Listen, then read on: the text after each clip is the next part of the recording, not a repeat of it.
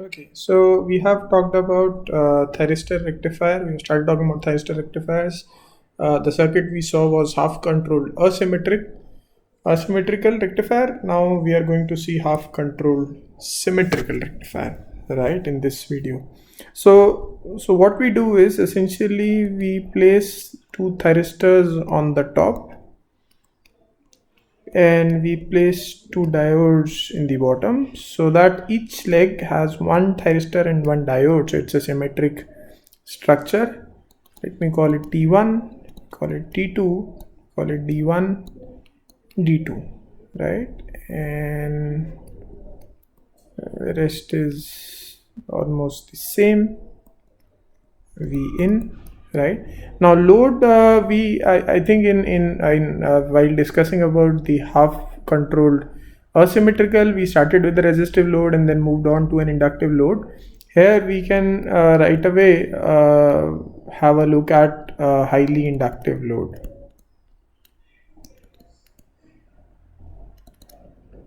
Which implies that you have a continuous conduction mode, right? Let's draw the waveforms for the input voltage.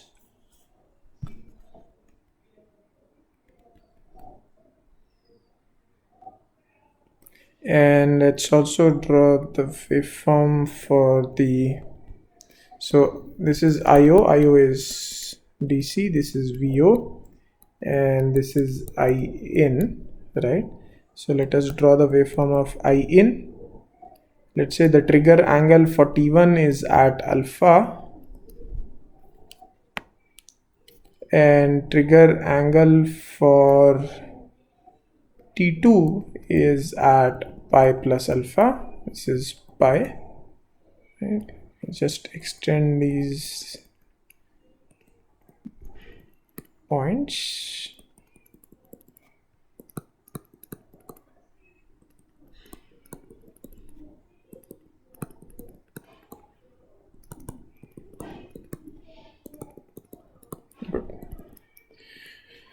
Right, so as we discussed before, that in such kind of scenarios where you are talking about controllable circuits, so it is better to start drawing from a trigger instant. In this case it is alpha. So let us start drawing these waveforms starting from alpha. So if you see at alpha, which one would conduct, T1 versus T2?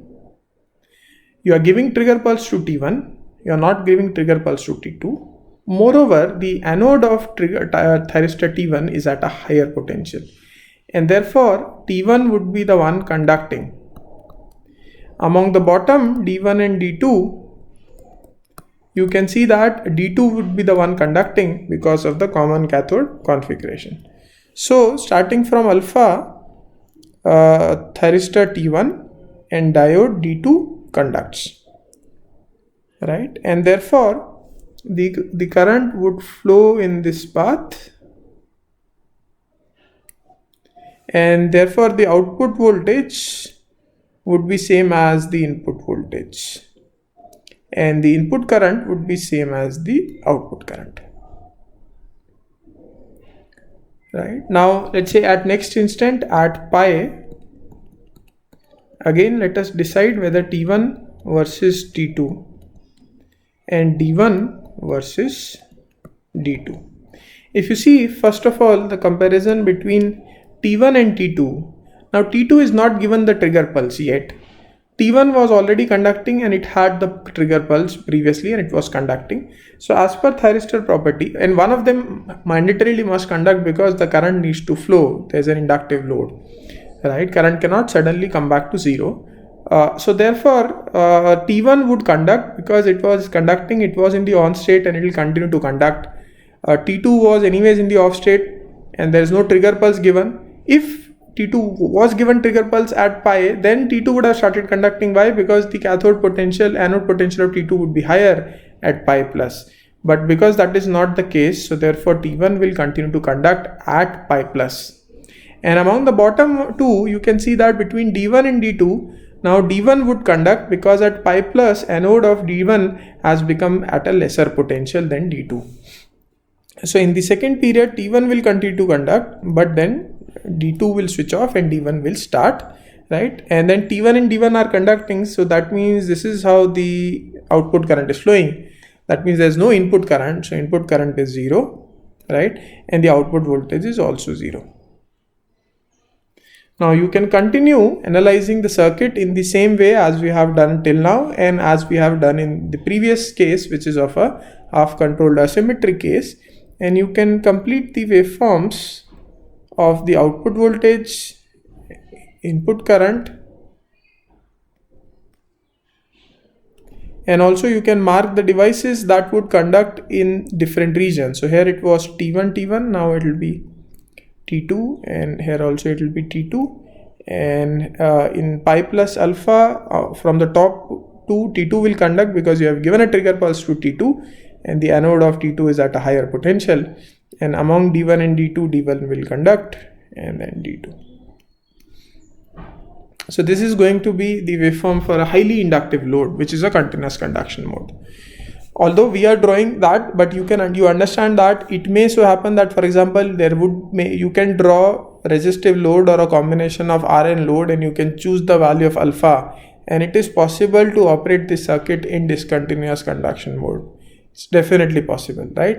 And then if it operates in discontinuous conduction mode, then the waveform not necessarily may remain the same. It might still remain the same, but then the waveforms may change of the input current, right, especially, and so in that case do not just go ahead with the formulas that we are writing now or what we have derived in the previous case. Just have a look at the circuit and see if these formulas actually make sense. So in this case you can again derive the average output voltage, and you would get the same expression that you got in the previous case, which is Vm by pi into 1 plus cos alpha. Right, similarly you can define power factor in this case, and you will get Y1 upon IRMS, which is the distortion power factor, into cos alpha by 2, which is the displacement power factor, right? So far it is in terms of performance it is very similar to the previous circuit. The main difference, if you remember why we started discussing about this circuit, is because of the asymmetrical behavior of the previous one. And in this one, if you see, what is the gamma for D1? Gamma for D1 is pi. What is gamma for T1? The duration for which T1 will conduct, that is also pi, and so does gamma for T2, and so does gamma for D2. That means all the devices would conduct for the same duration, and they are expected to have same stress in terms of the RMS current that each of them would carry. So this was supposed to be one of the advantage why we moved from previous circuit to this circuit. Right, now as comes the advantage, there's a limitation also, right? So what is the limitation here? Let us see what is the limitation as compared to the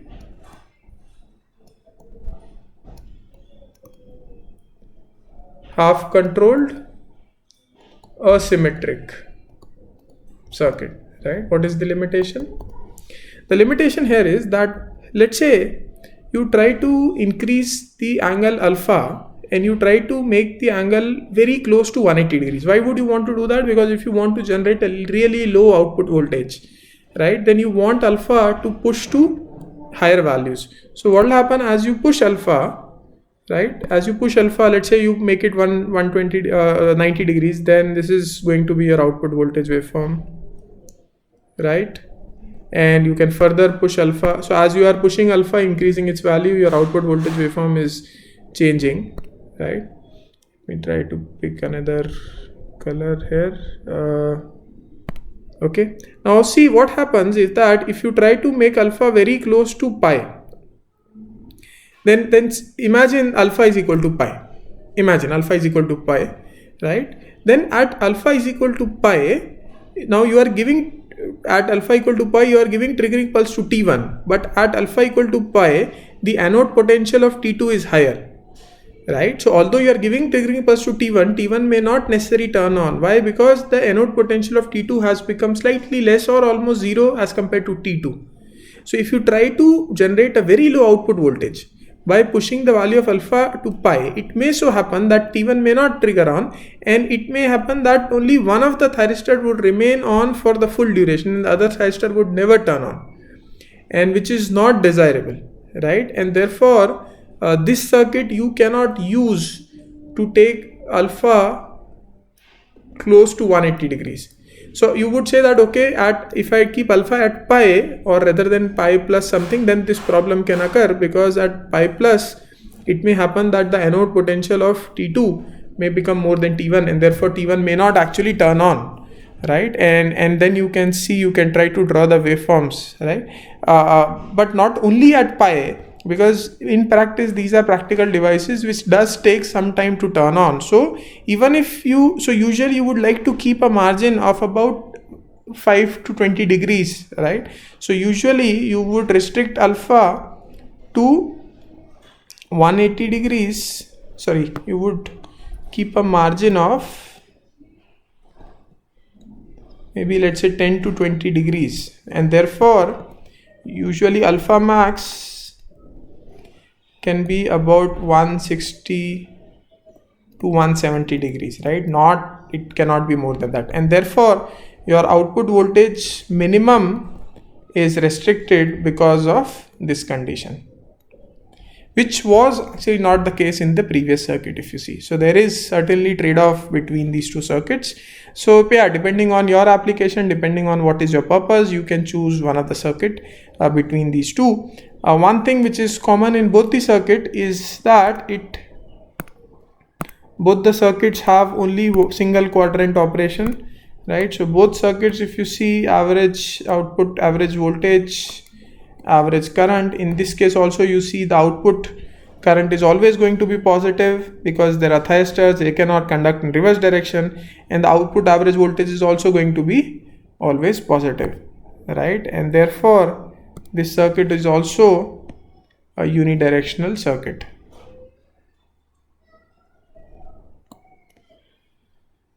So both the circuits, both the half controlled circuit, both the half controlled circuits are unidirectional circuits, right?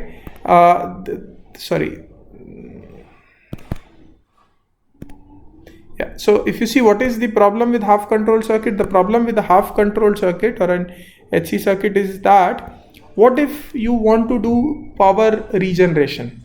What if you want here, because current and voltage both are positive, so therefore if you see power, which is multiplication PDC, which is multiplication of V0 into I0, that is also going to be positive. So always power will flow from the AC side to the DC side. Imagine it's a DC motor, right? And now you want to, let's say, brake this motor, and you want to do a regenerative braking, and you want to push power back. You cannot do it with these circuits because they are single quadrant circuits, right? They only operate in first quadrant.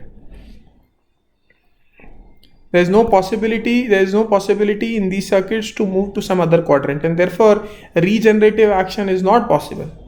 Similarly, let's say if you are charging battery for some duration, now you want to discharge battery into the grid for whatever purpose. You cannot do that. These circuit does not allow bidirectional power flow.